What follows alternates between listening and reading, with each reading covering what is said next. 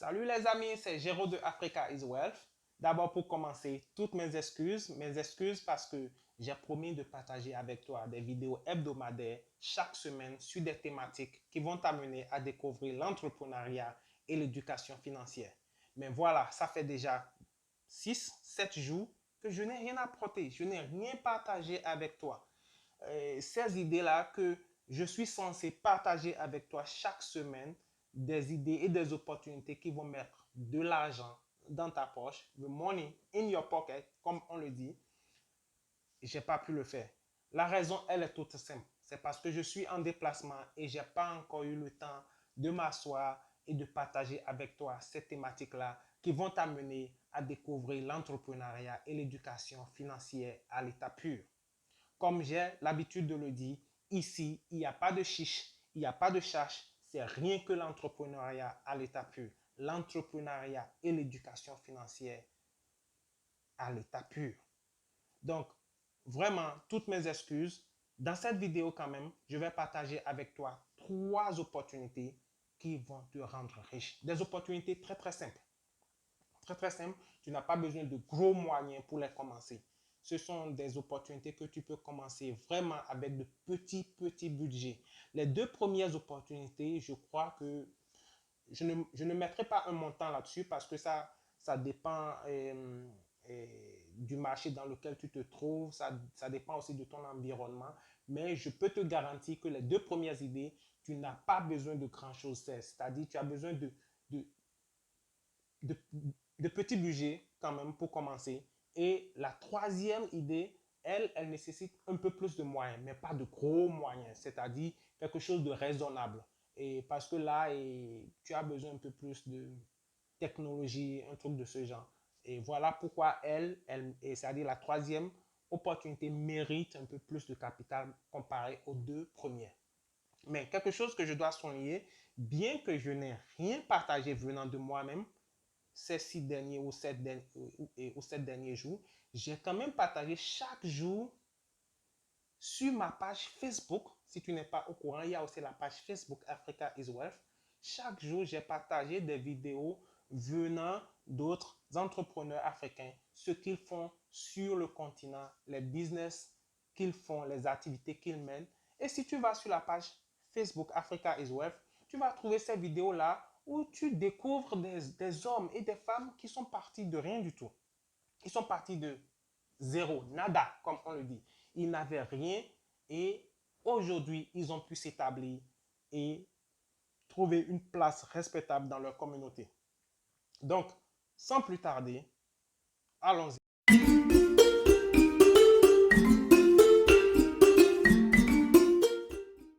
Avant de partager avec toi ces 3 opportunités, j'aimerais quand même que tu comprennes le contexte. La population africaine va doubler d'ici l'an 2050. Une étude publiée par les Nations Unies en 2015 a estimé que la population africaine va atteindre le cap de 2 milliards d'habitants d'ici l'an 2050. Je crois quand même que cette étude a vu juste. Pourquoi? Parce que, je me rappelle, la population du Bénin, il y a de cela 20 ans, était seulement de 5-6 millions d'habitants. Le Nigeria à côté avait une population de 130 millions d'habitants. Aujourd'hui, nous parlons de 200 millions d'habitants pour le Nigeria et 12 millions d'habitants pour le Bénin. L'Afrique en général, dans le même temps, il y a de cela 20 ans, avait une population de 700-750 millions d'habitants. Aujourd'hui, nous parlons de plus de 1,2 milliard d'âmes sur le continent africain. Donc, sauf catastrophe naturelle, sauf catastrophe de grande ampleur, la population africaine devra atteindre 2 milliards d'ici l'an 2050. Alors, que retenir?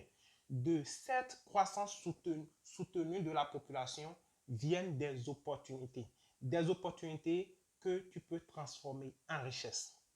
Moi, j'ai analysé et j'ai trouvé 3 opportunités pour toi, des opportunités qui découlent tout simplement du fait que la population africaine va en montant. La toute première idée serait de mettre sur pied une agence de nounou. Oui, une agence de nounou. Il est fréquent de voir dans nos villes des foyers où l'homme et la femme tous deux travaillent. Ils n'ont pas le temps, ils courent à gauche, à droite, ils sont occupés dans le cadre de leur business ou bien dans le cadre du boulot et ils n'ont vraiment pas le temps pour s'occuper de leur progéniture et de leur maison. Ils ont besoin de quelqu'un pour les assister. Ou bien c'est le seul parent qui va au boulot du matin au soir et il a besoin de quelqu'un, ce parent a besoin de quelqu'un pour l'assister à la maison. Et qu'est-ce que nous faisons souvent? Nous demandons aux amis et à la famille de nous trouver quelqu'un. Et bam, on nous envoie quelqu'un. Nous ne connaissons pas cette personne-là. Nous n'avons aucune idée de ses antécédents. Et le comble, c'est que nous ne savons même pas si cette personne-là avait commis des crimes auparavant. Nous n'avons aucune idée de ce que cette personne-là est. Et là où le bas blesse, souvent nous avons des gens, des personnes qui viennent nous aider à la maison, qui ne savent ni lire ni écrire. Dans ce cas, pendant que tu es absent, comment espères-tu que cette personne-là donne le bon dosage de médicaments à ton enfant? Ou bien si ton enfant doit faire ses petits calculs de maison, c'est-à-dire ses devoirs de maison, comment espères-tu que cette personne-là aide ton enfant? C'est un problème, n'est-ce pas? Mais c'est là où toi, l'entrepreneur, tu viens. Parce que n'oublie pas, l'âme de l'entrepreneur, c'est d'identifier les problèmes et maintenant de trouver les solutions. Dès que tu arrives à identifier les problèmes et trouver les solutions, tu es en business. Et c'est ce que nous faisons ici. Nous avons identifié ce problème-là dans nos communautés, dans nos villes en Afrique. Et maintenant, nous venons avec la solution. Et la solution, c'est quoi? C'est l'agence de Nounou. Il faut d'abord commencer par t'enregistrer légalement en tant que société ou bien en tant qu'établissement de Nounou. Ensuite, tu lances un appel. Et tu peux commencer par les réseaux sociaux et tu recrutes les gens. Tu dois identifier des critères que tes nounous doivent, c'est-à-dire des critères que tes nounous doivent cocher. Tu as un certain nombre de critères et si quelqu'un n'a pas ces critères-là, si une nounou ne remplit pas ces conditions-là, elle ne peut pas travailler dans ton agence.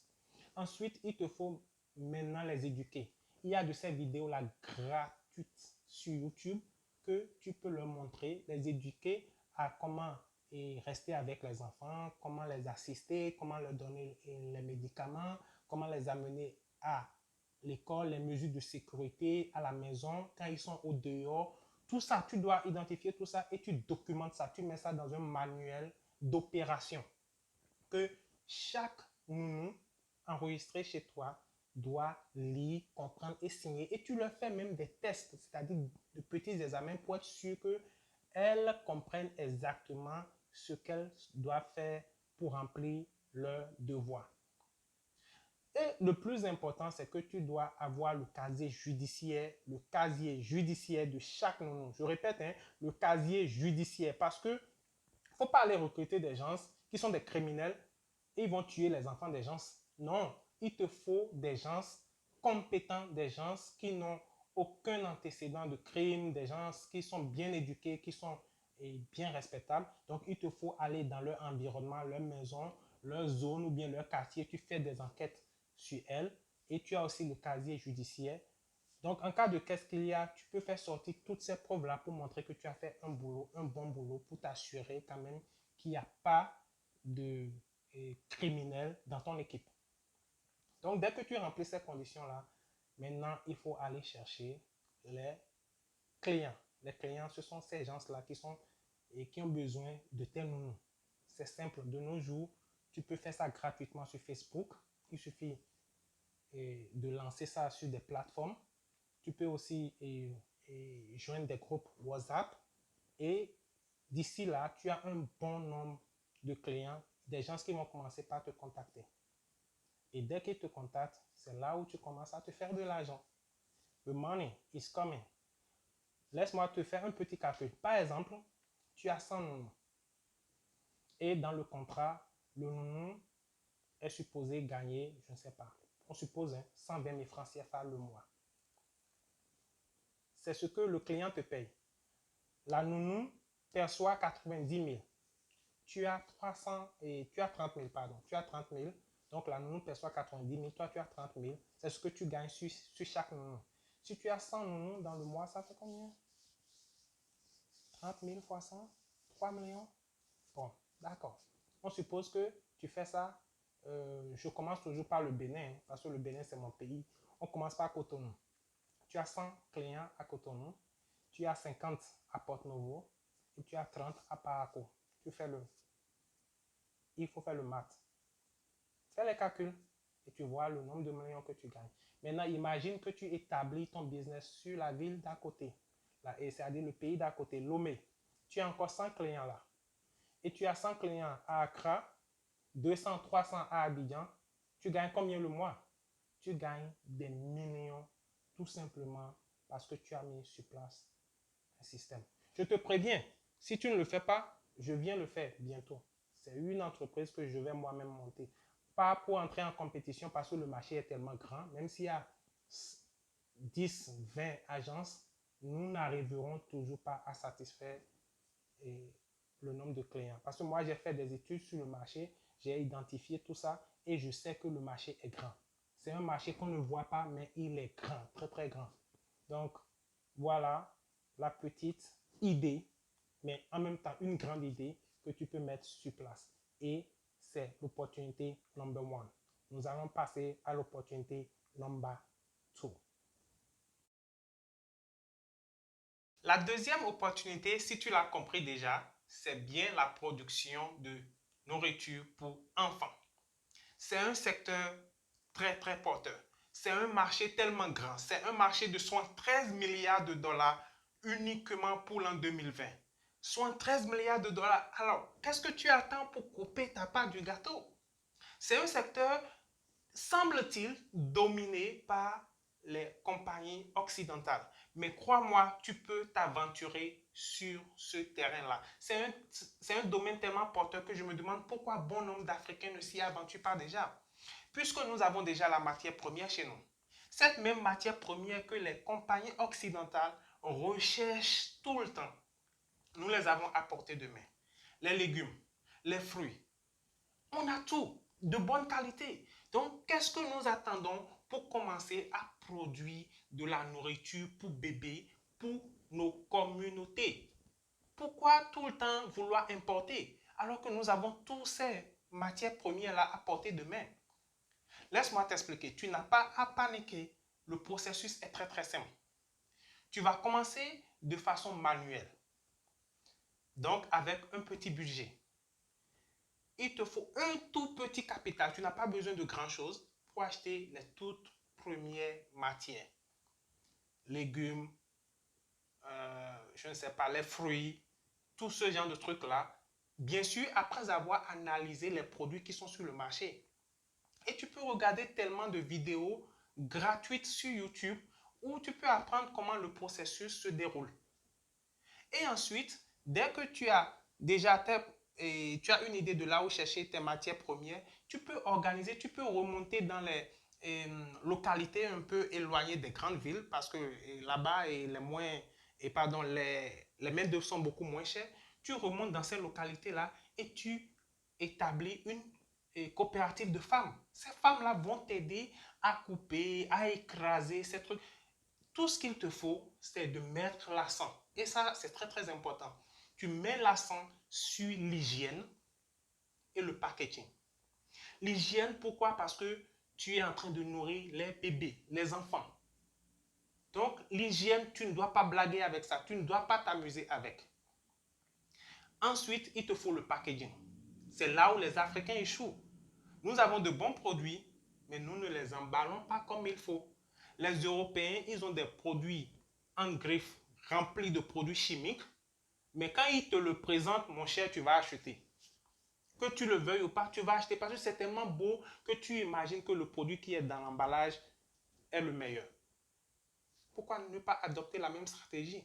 Donc, il te faut faire de très beaux emballages. Et dès que tu as tes produits, il te faut maintenant passer à la distribution. Écoute, je te donne seulement l'idée générale. À toi de t'asseoir, de faire ton plan et de voir comment tu vas procéder. Mais une petite idée de marketing ici. Tu n'as même pas besoin de vendre tes produits au supermarché, au shop de quartier, tout ça. Non.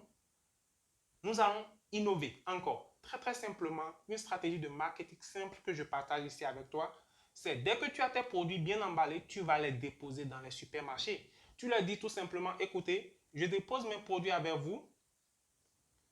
Vous vendez un produit, vous avez 30%, j'ai 70%, ou bien vous avez 40%, j'ai 60%. Quel supermarché va refuser cette offre? Je n'en vois pas. Parce qu'ils n'ont pas acheté, ils n'ont pas à faire sortir de l'argent pour l'acheter chez toi, alors qu'ils ne sont même pas sûrs de ce que tu as produit. Donc déjà, c'est gagnant-gagnant, win-win. Ils gagnent, tu gagnes. Et tout ce que tu as fait, c'est de passer chaque jour, voir si tes produits sont bien installés dans les rayons, bien positionnés dans les rayons, où dès que les clients entrent, rapidement, ils ont leurs yeux sur tes produits. C'est un système de marketing très simple. En plus de ça, n'oublie pas que tu dois embrasser les réseaux sociaux, avoir une page Facebook, je ne sais pas, Twitter, WhatsApp, c'est-à-dire créer un groupe pour tes produits. Et déjà, tu es dans le business avec un très petit budget. Je refuse de donner un montant parce que tout dépend de ton terrain, de ton marché, de ton environnement. Mais crois-moi, tu peux commencer avec de très petits budgets. Tu peux t'assurer de l'emballage, de la qualité de tes produits et tu es dans un business gagnant. Ça, c'est clair, ça, c'est sûr, ça, c'est net. Et n'oublie pas que la plupart des familles africaines sont déjà très fatiguées des produits importés. Ils veulent des produits naturels, de grande qualité pour leurs enfants. Donc, si tu peux arriver à te positionner dans ce créneau-là, je ne vois pas comment tu ne vas pas te faire des millions. Ça, c'est sûr et c'est net parce que c'est un secteur où peu de gens n'osent pas s'aventurer parce ils se disent que c'est compliqué. Mais je viens de te l'expliquer, ce n'est pas du tout compliqué. Tout ce qu'il te faut, c'est de suivre un peu ce que je viens de détailler, d'ajouter quelques trucs et en faire un bon business. C'était l'opportunité numéro 2. Maintenant, nous allons passer à la dernière opportunité de cette vidéo, l'opportunité numéro 3. La troisième opportunité, comme je l'avais mentionné auparavant, nécessite un peu plus de moyens que les deux premières opportunités. Pourquoi? Parce que ici, tu auras à utiliser un peu plus de technologie. Ça ne nécessite pas de gros moyens, des moyens exagérés, mais ça nécessite quand même des moyens raisonnables, des moyens nécessaires pour conduire ce projet à bon escient. N'oublie pas qu'au début de cette vidéo, je t'ai dit que d'après les études, d'après les analyses, la population africaine va doubler d'ici l'an 2050. Ça veut dire quoi? Ça veut dire que nous avons 1 milliard de bébés à gérer. Nous allons nous occuper de 1 milliard de bébés. Voilà un problème parce que ces bébés-là auront nécessairement besoin des produits de soins. Alors, voilà une opportunité pour nous autres. Nous sommes des opportunistes, n'est-ce pas? Donc, 1 milliard de bébés qui ont besoin des produits de soins, crème, huile, lotion, poudre, c'est un créneau en or. Parce que tous les jours, à chaque minute, il y a une naissance. Et tous ces nouveaux-nés ont besoin de ces produits-là. La bonne nouvelle est que ce n'est pas du tout compliqué. De nos jours, tout ce dont tu as besoin se trouve sur Internet. Il te suffit de t'asseoir, de faire les recherches, chercher, qui cherche, trouve. Si tu cherches, tu vas trouver. Il y a même de petits cours en ligne que tu peux suivre sur la fabrication de ces produits-là. Sur ma page Facebook, je vais partager d'ici 1 ou 2 jours une vidéo sur la fabrication de savon. Et il y a une dame charmante qui a eu l'idée géniale de partager comment elle confectionne des savons de très bonne qualité. Je vais partager ça sur ma page Facebook Africa is Wealth. Tu peux suivre cette vidéo-là pour apprendre comment, par exemple, fabriquer des savons. Mais, comme nous parlons des nouveau-nés, des bébés, ils ont une peau sensible, n'est-ce pas? Donc, il y a une autre formation pour ça. Il ne faut pas prendre la vidéo que je vais partager qui concerne la fabrication de savon pour adultes et appliquer ça aux enfants. Non, il ne faut pas le faire comme ça. Il y a de ces cours en ligne. Comme je l'ai dit, il suffit que tu t'asseyes, tu cherches sur Internet, il y a des cours que tu peux suivre, des cours à distance. Tu n'as pas besoin d'aller te présenter. Donc, voilà la troisième opportunité. C'est un marché tellement grand parce que non seulement tu es dans les lotions, poudre, huile et j'en passe. Il y en a tellement. Chaque produit que tu vois qu'on utilise sur c'est-à-dire pour les bébés, tu peux les commercialiser. Et finalement, tu peux coupler la troisième opportunité à une pseudo quatrième opportunité. C'est pas au fait une quatrième opportunité, mais tu peux coupler cette nouvelle opportunité que je vais parler tout à l'heure à la troisième, c'est-à-dire la fabrication des couches jetables. Parce que la classe moyenne africaine a de nos jours, et je dirais, un appétit pour les couches modernes. Plus personne n'utilise les couches jetables traditionnelles à cause de l'hygiène, tout ça. Donc, c'est un créneau. Toi-même, tu sais, à chaque 2-3 minutes, il faut changer le bébé. Bon, 2-3 minutes, c'est exagéré, mais je veux dire quelques heures, il faut changer le bébé. Donc, c'est des milliers et des millions, voire des millions de couches qui sont utilisées chaque jour. Alors, si tu regardes bien sur le marché, tu vas voir que ce sont des couches importées. Nous ne les fabriquons pas en Afrique. C'est un marché sur lequel il faut se positionner. Voilà, c'est Gero de Africa is Wealth. Voilà les trois opportunités avec la pseudo et quatrième opportunité que tu peux mettre en pratique. Il suffit de penser. C'est le mindset. Je ne vais jamais arrêter de te le dire encore. Tout se passe dans la tête. Il faut avoir le courage de s'asseoir. Au fait, il est même plus difficile de penser que de parler. Alors, on se retrouve sur la vidéo prochaine.